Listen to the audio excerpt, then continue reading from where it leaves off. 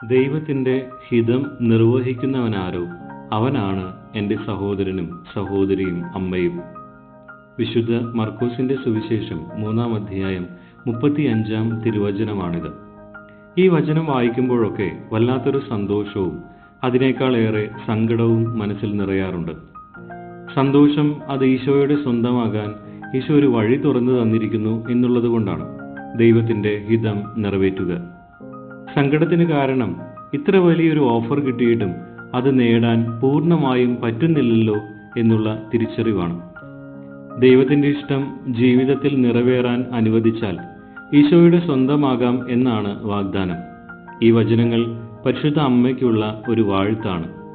ലൂക്കാ സുവിശേഷം 1-ാം അധ്യായം 38-ാം തിരുവചനത്തിൽ നാം വായിക്കുന്നത് പോലെ അവളുടെ വാക്കുകൾ, ഇതാ കർത്താവിൻ്റെ ദാസി, നിന്റെ വാക്ക് എന്നിൽ നിറവേറട്ടെ എന്നാണ്. അവളുടെ ഭാഗ്യത്തെ എലിസബത്ത് പിന്നീടുള്ള 45-ാം വാക്യത്തിൽ പ്രകീർത്തിക്കുന്നുണ്ട്. കർത്താവ് അരുളി ചെയ്ത കാര്യങ്ങൾ നിറവേറുമെന്ന് വിശ്വസിച്ചവൾ ഭാഗ്യവതി.